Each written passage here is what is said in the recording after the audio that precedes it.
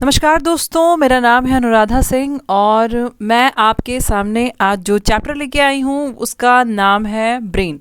यानी कि हम लोग आज मस्तिष्क के बारे में पढ़ने वाले हैं। दोस्तों, काफ़ी इंपॉर्टेंट आपका ये चैप्टर होगा क्योंकि आप लोग बहुत सारी चीज़ें ब्रेन के बारे में पढ़े हैं। कल मैंने आपको सेंट्रल नर्वस सिस्टम पढ़ाया था, यानी कि मैंने आपको बताया था कि केंद्रीय तंत्रिका तंत्र जो है वो आपका किस प्रकार से काम करता है और शरीर में उसकी क्या उपयोगिता है। आज हम लोग दोस्तों मस्तिष्क के बारे में पढ़ने वाले हैं। दोस्तों, आपका जो मस्तिष्क होता है वो 3 भागों में बटा होता है। एक होता है फोर ब्रेन, दूसरा होता है मिड ब्रेन, तीसरा होता है हिंड ब्रेन। फोर ब्रेन को दोस्तों हम लोग कहते हैं अग्र मस्तिष्क, मिड ब्रेन को हम लोग कहते हैं मध्य मस्तिष्क और जो आपका हिंड ब्रेन होता है उसे हम लोग कहते हैं पश्च मस्तिष्क। 3 पार्ट्स में आपका जो ब्रेन है वो डिवाइड होता है। दोस्तों, यदि हम लोग सबसे पहले फोर ब्रेन की बात करें तो फोर ब्रेन जैसा कि उसका नाम है, फोर मतलब आगे का पार्ट, ठीक है। तो अग्र मस्तिष्क जो है आपका आगे वाला जो मस्तिष्क वाला भाग है उसमें क्या क्या चीज़ें पाई जाती है, हम लोग वहाँ से शुरुआत करेंगे। तो दोस्तों, सबसे पहले यहाँ पे आप देखिए, आपका जो फोर ब्रेन है वो आपके मस्तिष्क का 2/3 भाग जो है कवर करता है, ठीक है। टू थर्ड पार्ट कवर कर रहा है ये। और इसके अंदर में कौन कौन से पार्ट्स जो हैं आपके पाए जाते हैं। सबसे पहला उसमें जो भाग होता है दोस्तों उसे हम लोग कहते हैं ऑल्फैक्टरी लोब। ऑल्फैक्टरी लोब का मतलब हो जाता है घ्राण इंद्रिया, या ऑल्फैक्टरी का मतलब होता है घ्राण, ठीक है। और इंद्रिया तो अगर मान लीजिए उसमें ऑर्गन लिखा होता तो इंद्री बोलते, लोब का मतलब होता है वो भाग, ठीक है। ऑल्फैक्टरी मतलब जो पार्ट आपको बेसिकली सूंघने में मदद करे, स्मेलिंग में मदद करे, वो ऑल फैक्ट्री में आ जाता है, ठीक है। तो देखिए, हम आपको एक इमेज में दिखाते हैं कि आपका फोर ब्रेन जो है वो कहाँ पड़ेगा। ये इमेज देख रहे हैं दोस्तों, यहाँ पे लिखा हुआ है स्मेलिंग, ठीक है। तो ये जो इस स्मेलिंग का पोर्शन है, अगर आप किसी चीज़ को सूंघ पाते हैं तो अपने दिमाग के बिल्कुल ये आगे वाले पोर्शन से इसको सूंघ पाते हैं, ठीक है। तो ये आपका अग्र मस्तिष्क का ये भाग जिसे हम लोग ऑल्फैक्टरी लोब के नाम से जानते हैं, इसकी वजह से आप सूंघने का काम करते हैं। ऑल्फैक्टरी का मतलब ही यही होता है कि सूंघना, ठीक है, नाक के रिसेप्टर से वो संबंधित होता है। उसके बाद दोस्तों अगर हम लोग बात करें जो दूसरा उसमें पार्ट है वो क्या यहाँ पे लिखा हुआ है, ध्यान से आप देख सकते हैं, लिखा हुआ है दूसरा पार्ट है आपका सेरेब्रम। अब दोस्तों सेरेब्रम कहाँ होता है वो हम लोग इस इमेज में ध्यान से देखेंगे। यहाँ पे देखिएगा दोस्तों, ये जो पूरा आपका ये पार्ट है, ठीक है, मतलब इस पूरे रीजन को अगर हम लोग ले लें यहाँ से यहाँ तक का पूरा रीजन, ये आपका सेरेब्रम रीजन कहलाता है, ठीक है। अगर मैं आपको और भी क्लियरली दिखाऊं तो मुझे लगता है शायद आप इस फिगर में इसको ज़्यादा बेहतर देख पाएंगे। ये इसमें आपको सेरेब्रम यहाँ से यहाँ तक ये पूरा पोर्शन जो है वो आपका सेरेब्रम वाला होता है, ठीक है। तो अग्र मस्तिष्क का ये दूसरा पार्ट आपका सेरेब्रम है, ठीक। अब उसके बाद जो तीसरा भाग है अग्र मस्तिष्क का वो क्या होता है, डाइनसेफेलॉइन, ठीक है। डाइनसेफेलॉइन तीसरा भाग होता है। अब दोस्तों डाइनसेफेलॉइन को यदि आप देखेंगे तो डाइनसेफेलॉइन आपको कहाँ दिखेगा वो मैं आपको बताऊं। यदि आप डाइनसेफेलॉइन देखना चाहते हैं तो वो आपके जस्ट इस पोर्शन में, इस वाले भाग में आपको डाइनसेफेलॉइन जो है वो पाया जाता है, ठीक है। अब हम लोग एक एक करके स्टार्ट करते हैं। सबसे पहले हम लोग सेरेब्रम से शुरू करेंगे।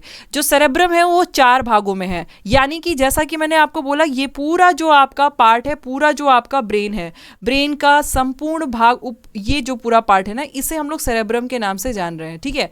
अब जो ये पूरा लेयर है, ये यहाँ से यहाँ तक का पूरा, इसको हमने 3 भागों में डिवाइड कर दिया है। एक है आपका फ्रंटल लोब, आप यहाँ पे देख रहे हैं कहाँ से कहाँ तक की फ्रंटल लोब दिया हुआ है, इस पार्ट को हम लोग फ्रंटल लोब कह रहे हैं। देखिए यहाँ पे लिखा हुआ है फ्रंटल लोब आपका कहाँ पे है, ठीक है। अब दोस्तों ये पार्ट आपका फ्रंटल लोब है, ये क्या करता है, फ्रंटल लोब की वजह से आप क्या समझते हैं, क्या मतलब उससे आपकी बॉडी में कंट्रोलिंग हो सकता है। तो फ्रंटल लोब की वजह से आपके शरीर में जो भी ऐच्छिक पेशियां हैं, ऐच्छिक पेशियां बोले तो जो आपकी इच्छाओं से चलती हैं, जैसे कि आपके हाथ पैर, ये सब की जो मसल्स हैं वो आपकी इच्छा से चलते हैं, ठीक है। तो उनका नियंत्रण करना किसका काम होता है, फ्रंटल लोब का काम होता है। आप अगर कोई क्रिएटिविटी दिखा पा रहे हैं, आप कुछ ऐसा नया इनोवेटिव कर पा रहे हैं, कुछ रचनात्मक कार्य कर रहे हैं, वो फ्रंटल लोब के कारण कर पा रहे हैं। यदि आप अपने मेमोरी में कुछ रख पा रहे हैं तो वो फ्रंटल लोब के कारण कर पा रहे हैं। आप रीजनिंग अच्छा लगा लेते हैं तो आपका फ्रंटल लोब वाला एरिया बहुत अच्छा वर्क कर रहा है। आप तरह तरह के एक्सप्रेशन दे लेते हैं, आप टिकटॉक पे बहुत अच्छी वीडियोस बना लेते हैं, तो मतलब ये हो गया कि आपका फ्रंटल लोब बेस्ट काम कर रहा है, ठीक है। तो दोस्तों ये वाला जो पोर्शन है ना फ्रंटल लोब, आप यहाँ पे ध्यान से याद रखिएगा, इस फ्रंटल लोब में एक पार्ट ऐसा है जिसकी वजह से आप अपने सारे जो भी आपके, देखिए कहाँ कहाँ आपका ऐच्छिक पेशियाँ काम करती हैं वो यहाँ पे लिखा हुआ है। ये देखिए आपका टंग्स के जो पेशियाँ होती हैं, आपके फेस की है, हाथ की है, आपकी भुजाओं की है, पैर की है, ये सब को कंट्रोल कौन करेगा? फ्रंटल लोब कंट्रोल करता है। ठीक है, अब अगर आप बढ़िया जो है क्रिएटिव आइडिया आपके अंदर में आ रहा है तो किसकी वजह से? फ्रंटल लोब की वजह से। ठीक है, रीजनिंग अच्छा लगा पा रहे हैं फ्रंटल लोब की वजह से। तो ये सारी यहाँ पे बातें हैं। पैराइटल लोब की बात करें दोस्तों, पैराइटल लोब क्या करता है? आपकी त्वचा में संवेदन प्राप्त करता है, मतलब सेंस। अगर आपको किसी भी चीज़ का सेंस हो पा रहा है, कोई चीज़ गर्म है, ठंडी है, यहाँ देख रहे हैं, यहाँ से पैराइटल लोब दोस्तों शुरू हो गया। यहाँ देखिए सेंसरी वर्ड लिखा हुआ है, यहाँ से संवेदना आपकी शुरू हो जाती है। मस्तिष्क के इस भाग से आप किसी भी चीज़ का सेंस कर पाते हैं, यहाँ से यहाँ तक का जो पैराइटल लोब के पार्ट में आ रहा है। मतलब अगर आपको पता चलेगा कोई चीज़ ठंडी गर्म है, कैसी है, क्या है, तो वो किसकी वजह से? तो आपके पैराइटल लोब की वजह से आपको मालूम चलेगा। ठीक है, तो ये त्वचा में संवेदनाएं और स्पर्श, दबाव, ये सब चीज़ के लिए आपको महसूस कराता है। तीसरे में आते हैं दोस्तों टेम्पोरल लोब है। अब हम लोग देखते हैं टेम्पोरल लोब हमारा क्या है।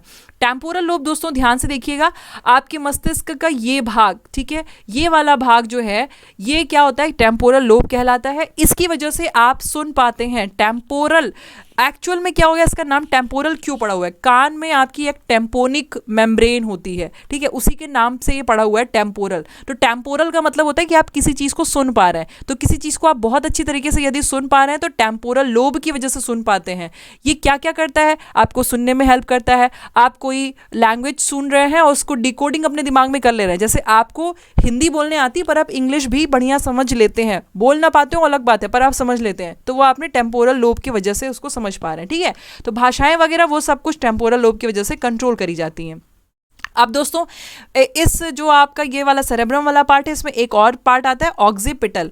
ऑक्सीपिटल से आप क्या करते हैं? ये भी आपका संवेदनाएं ग्रहण करने में ही मदद करता है। ठीक है, अब देखिए संवेदना में आपके विजन का पार्ट आता है, इसमें खास करके विजन। विजन मतलब आप जिसकी वजह से देख पा रहे हैं, तो अपने ब्रेन के इस भाग की वजह से आप देख पाते हैं। ठीक है, तो ये आपका ऑक्सीपिटल लोब के नाम से जाना जाता है। ठीक है, तो दोस्तों ये इमेज आप बिल्कुल ध्यान से देखिए, इसका स्क्रीनशॉट भी आप ले सकते हैं। ये आपको मदद करेगी समझने में चीज़ों को कि आप अपने दिमाग के किस भाग से क्या कर सकते हैं। ठीक है, उसके बाद दोस्तों हमारा जो दूसरा पार्ट है वो डाइनसेफेलॉइन है। डाइनसेफेलॉइन जो है ये क्या होता है? इसी भाग में पीनियल बॉडी, यानी कि जो आपकी पीनियल ग्लैंड होती है, आपने सुना होगा पीनियल ग्रंथि पाई जाती है जिसको शरीर में तीसरी आंख भी कहते हैं, वो वहीं पे होती है, और पिट्यूटरी भी वहीं पे होता है।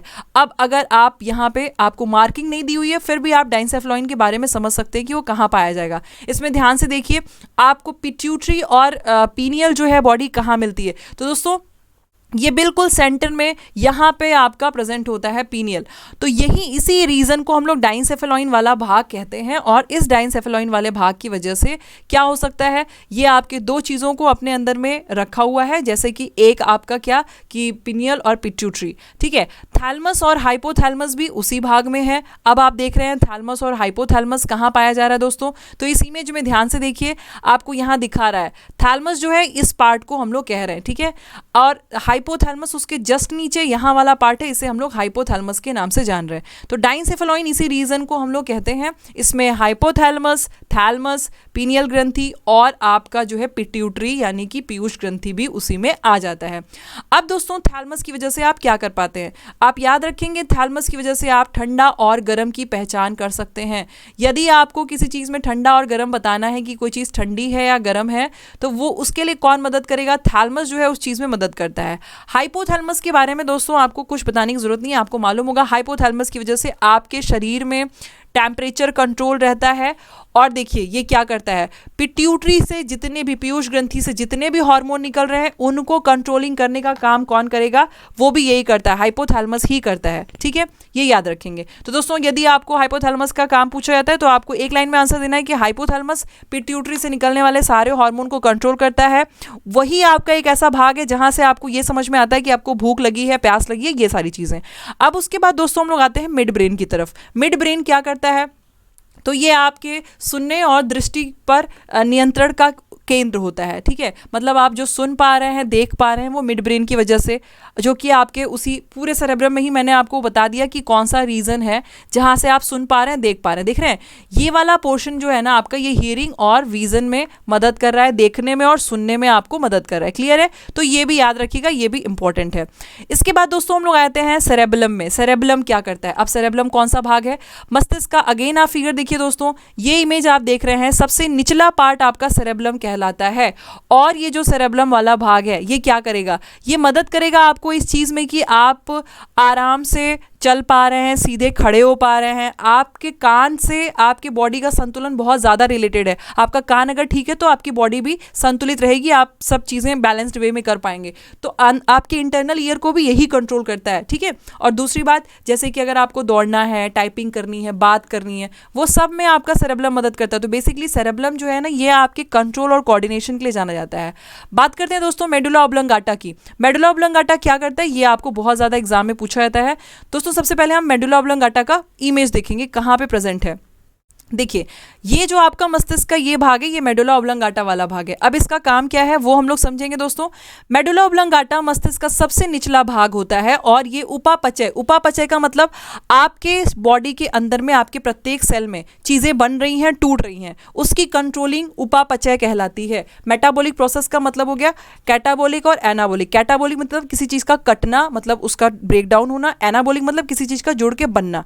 तो उपापचयी क्रियाएं कौन कंट्रोल करेगा, मेडुला ऑब्लंगाटा। आपके बॉडी में ब्लड प्रेशर को कौन कंट्रोल करेगा, मेडुला ऑब्लंगाटा।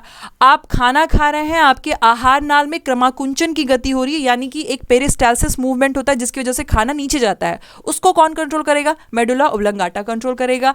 आपके ग्लैंड से, आपकी ग्रंथियों से बराबर हार्मोन सिक्रीट हो रहे हैं कि नहीं हो रहे हैं, इस चीज का भी ध्यान मेडुला ऑब्लंगाटा कंट्रोल करता है।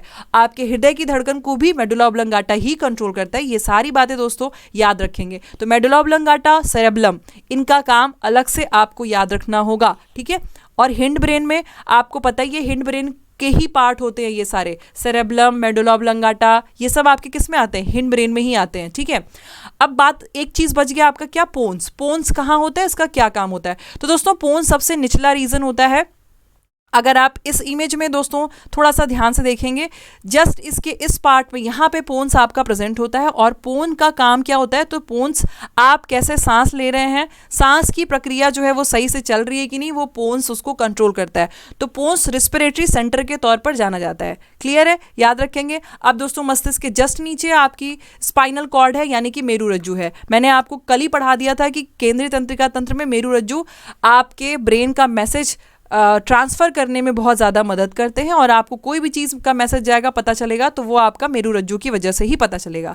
दोस्तों अगेन, अब आपको सेंट्रल नर्वस सिस्टम से क्या क्या क्वेश्चन आते हैं वो लास्ट में हम लोग यहाँ पे मैं आपको बता दूँ। आपके क्वेश्चन में ये पूछा जाएगा कि जंतुओं में सबसे लंबी कोशिका, तो आपको बताना है तंत्रिका कोशिका। सबसे पहले नर्वस कोशिका यानी कि तंत्रिका तंत्र सबसे पहले किस में देखा गया था, तो हाइड्रा में देखा गया था।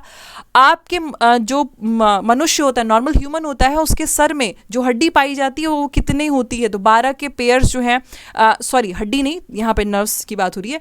मतलब अगर हम लोग क्रैनियम की बात करें तो क्रैनियम आपके 8 होते हैं, ठीक है। हड्डियां जो होती हैं वो 8 होती है, लेकिन यहाँ पे कपाल तंत्रिका लिखा हुआ है, तो तंत्रिका का मतलब नर्वस की बात करें, नर्व्स सेल्स की बात करें तो 12 पेयर में पाई जाती हैं। दोस्तों आपके दिमाग से संबंधित जो रोग होते हैं उनके नाम यहाँ पे आपको लिखा हुआ है, जैसे इंसोमेनिया। इंसोमेनिया एक ऐसी बीमारी है जिसमें कि आपको नींद नहीं आती है। हंटिंगटन भी आपका दिमाग से संबंधित रोग है, जिसमें व्यक्ति जो है बहुत ज़्यादा भूलने की का बीमार हो जाता है। अल्जाइमर में भी आदमी भूलता बहुत ज़्यादा है। एपिलेप्सी मिर्गी को कहते हैं, आपको पता ही है, मिर्गी आती है लोगों को बहुत ज़्यादा। पार्किंसन डिजीज़ में भी, ये भी आपकी भूलने वाली बीमारी है। और इंसेफेलाइटिस जो है ये भी आपकी ब्रेन से संबंधित प्रॉब्लम है। ब्रेन में ट्यूमर, ये तो चलिए ब्रेन का एक जो है हिस्सा है ही, ठीक है। अब दोस्तों आपके लिए कुछ क्वेश्चन जो है वो मैं यहाँ पे छोड़ के जा रही हूँ, आपको आंसर करना है। चलिए दोस्तों, सबसे पहला मेरे पास आपके लिए क्वेश्चन ये होगा कि आप मुझे बताएं कि आपके ब्रेन के कितने पार्ट्स होते हैं, ठीक है। उसके बाद आप मुझे ये बताइएगा कि जो आपके सेरेब्रम वाला भाग है, ठीक है, सेरेब्रम वाले भाग का क्या काम होता है। आपके पास 2 ऑप्शन हम दे रहे हैं, क्या वो लगभग हर चीज़ को ही कंट्रोल कर दे रहा है या फिर कुछ सेलेक्टिव चीज़ों को कंट्रोल कर रहा है। ब्रेन का कौन सा पार्ट, ये सेरेब्रम जो है ये क्या कर रहा है एक्चुअली में, ठीक है। उसके बाद आप मुझे बताएंगे सेरेब्रम, जिसमें कि स्पेलिंग में LLUM है, वो क्या करता है, आपके ब्रेन का वो भाग जो है क्या करता है, ठीक है। और उसके बाद फिर तीसरा क्वेश्चन आपके लिए है मेरे पास कि आपके मस्तिष्क में जो सांस लेने वाला जो केंद्र है वो क्या कहलाता है, ये भी आप मुझे बताइएगा कि जो मस्तिष्क का कौन सा भाग है जो आपके सांस लेने को नियंत्रित करेगा। आपके रक्तदाब को कौन नियंत्रित करता है, आपके हृदय की धड़कन को कौन नियंत्रित करता है, आपके शरीर में उपापचयी प्रक्रियाओं को कौन नियंत्रित करता है, इसका आंसर भी आप मुझे कमेंट सेक्शन में ज़रूर दीजिएगा, ताकि आपको ये पता चले कि आपने जो अभी तक पढ़ा वो आपको याद है या नहीं याद है। दोस्तों, वीडियो देखने के लिए थैंक यू सो मच, और अगर आपको ये वीडियो पसंद आई होगी तो प्लीज़ इसको लाइक ज़रूर करिएगा, अपने दोस्तों के साथ शेयर भी कर सकते हैं। आपको ये तुरंत ब्रेन का चैप्टर जो है आपको 15 मिनट में कंप्लीट हो जाएगा। थैंक यू सो मच, मिलते हैं हम लोग अपने नेक्स्ट सेशन में, और देखने के लिए बहुत बहुत धन्यवाद।